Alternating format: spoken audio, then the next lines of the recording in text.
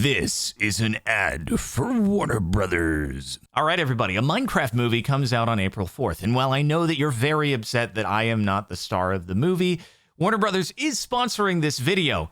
And I am the star of this video, I think. So that counts for something. Anyway, today we'll be theory crafting and Easter egg hunting our way through the movie trailers, taking a look at some interesting things that I've noticed when deep diving them. I am Steve. All right, look at this.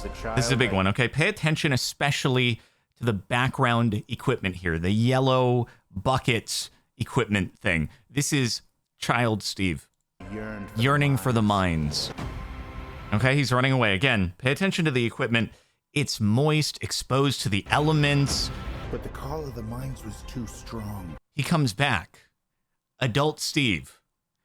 Look at the state of this equipment. It hasn't really changed at all. I mean, look at the side-by-side here. That is not 20 to 30 real years of wear and tear on the equipment sitting outside exposed to the elements. It might be 20 to 30 Minecraft years. Is Steve actually from the world of Minecraft to begin with? I think Steve might actually age in Minecraft years. He's from the overworld, not the real world. He wasn't supposed to be in the real world at all to begin with. He was drawn into the mines because that's where he actually comes from.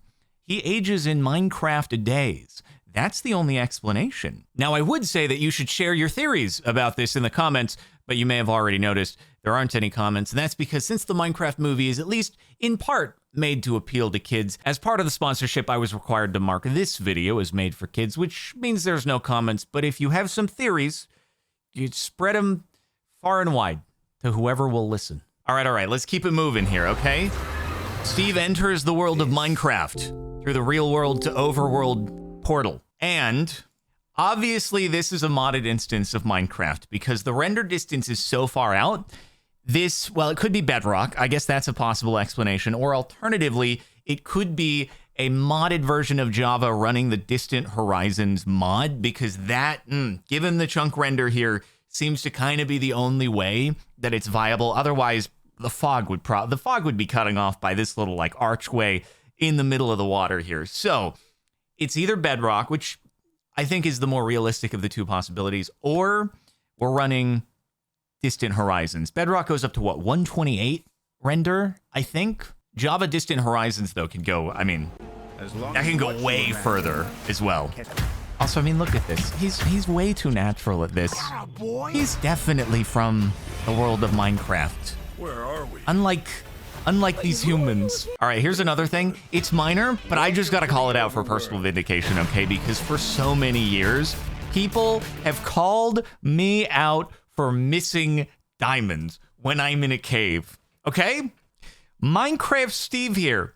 He's built a base underground.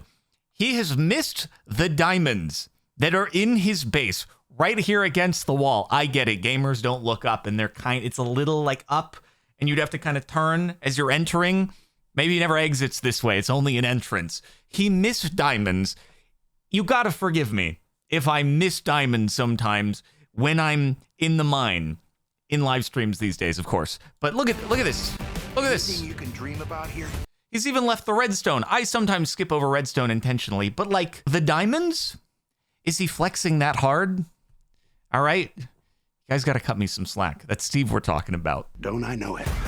Now, okay, obviously we've mentioned this in videos past, but there may be a little bit of Fallen Kingdom parallels here with the piglin and ghast jockeys, the piglins not turning into ziglins when they're in the overworld, and a little bit of the design with like the Nether and stuff. And like this looks totally like it could have been kind of a shot inspired by the Port City overworld invasion in Fallen Kingdom, but we'll never know for sure.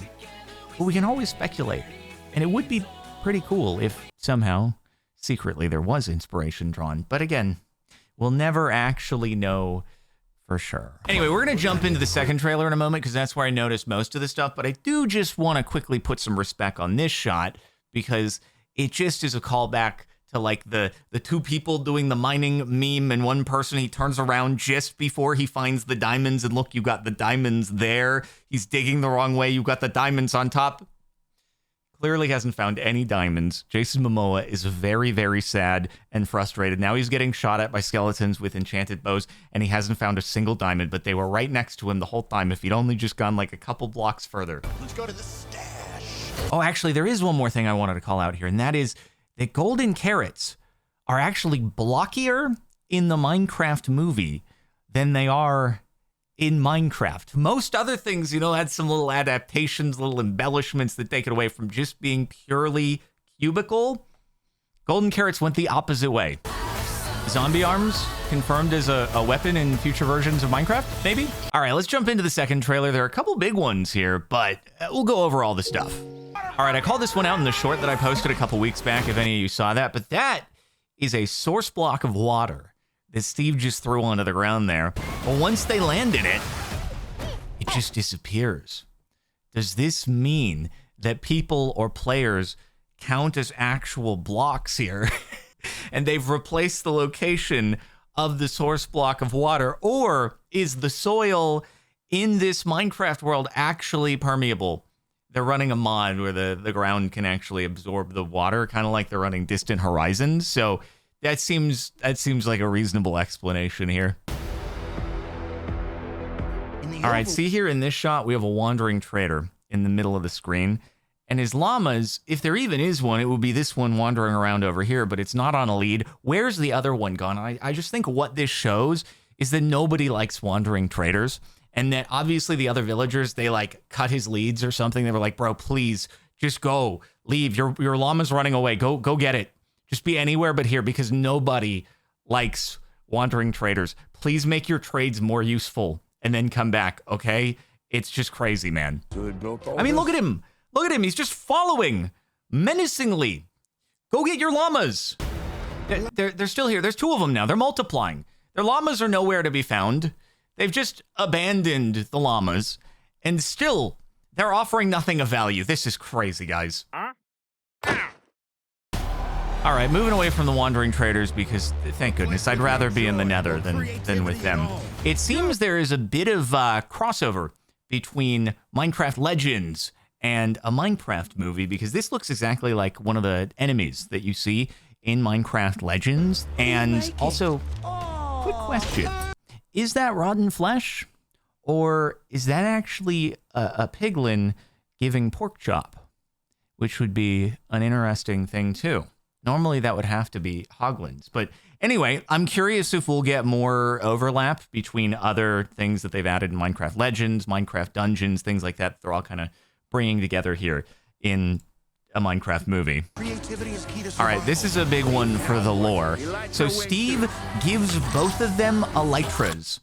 How do you get elytras? You have to go to the end. Usually you would have beaten the dragon. You don't have to, though. You could just do a really big building exercise over the void to get to the outer islands, and then you'd have to loot an end city, or 2 in this case. So either Steve has already just beaten Minecraft, or he found an existing stash that someone else left behind, maybe. But he enters the Nether earlier. Maybe it's a flashback, but he looks all surprised. But he might have already tackled a fortress, gotten the blaze rods from the blazes. He doesn't have to have traded with the piglins to get the pearls. He could have just gotten them from Enderman in the overworld, but he's done it. So I'm like, why is he scared of the pigs? He's dealt with them before. Maybe they've just really organized since he was last there, but how else does he have the elytras? He's like, he should be geared for this. You shouldn't be running away, Steve. You should have everything you need to deal with the onslaught of the pigs, because you've beaten the dragon, supposedly. Maybe. Anyway, I don't know. Those things work, right? Press space. All right, so in the first trailer, we get a little sneaky peek at the potential Aw Man moment, and I was like, oh, is he going to say the line? Because it kind of cuts before you get the resolution. We do learn in the second trailer that he doesn't say the line. He just kind of slaps the creeper, which does feel bad, man, for the creeper. You kind of feel empathy for a second, but there's a new thing that we notice here. Okay, we're used to seeing creepers kind of like this, right? Where it's just you have the green and then you have the black for the eyes and the mouth, but like, apparently they're hollow. I thought if there was anything inside there, it was going to be like a TNT on the inside, but it's just, they seem to be empty from the animation here, and then they kaboom, perhaps from from deep down, they explode. But there's, I guess, in Minecraft, like the black is just shadow of a completely no thoughts, head empty of a creeper. I don't know. Is that canon? Is that the lore that creepers are just no thoughts, head empty? Oh my gosh, I'm so Anyway. sorry. Maybe he still says "aw man" after he gets blasted. You're telling me there's a chance. Now, did you guys know that zombies actually get really excellent dental care from a young age? I mean, look at those chompers. Oh my goodness, they are pearly whites. I think that brains actually must have an amino acid or something that just does wonders for the health of teeth. I mean, my goodness, they look better than some of the people who've gotten those veneers or whatnot. Maybe he has gotten veneers. They just got some really good dentists. That's all. All right, after credits scene. There's some important stuff to point out. First off, she says, "Oh no, not again." Oh, not again. Which is funny because it implies that she hits people a lot with her car. Oh my God. Oh my God. But also, okay, here's the thing. This is a nitwit villager, all right? Green outfit and everything. This means that despite her having hit the villager with her car, it's not actually going to negatively affect trade values because he doesn't actually trade anything. So it could have been worse, right? Trade values could have just gone through the roof, could have been the worst deals of all time. Sharpness 1 for 64 emeralds or something, which would have been justified after hitting the villager with your car. But the other thing that this after credits scene shows is that clearly other entities can just go through the Earth to Overworld portal. And I'm curious here if this road is near the mine with the portal that Steve went through early on, or if there's a new portal that the villager went through, because I noticed in some of the earlier shots in the trailer, okay, they have the blue cube device that was used to make these portals, purportedly, and they're kind of just leaving it on the ground. They're holding it when a bunch of other mobs are around, not really keeping it super secure. And so I wonder if it like falls into the hands of the villagers and they just start making portals all over the place. Like, let's see what's on the other side. And then you just start living in the real world or something like that. And then the two of them lived happily ever after. Your head is Love at huge. first sight. Anyway, that about does it for our deep dive. Thanks again to Warner Brothers for sponsoring the video. And if you want to check out tickets for the Minecraft movie, it's out April 4th, and you can look at the link in the description. That's all for now. I'll see you next time. This has been an ad for Warner Brothers.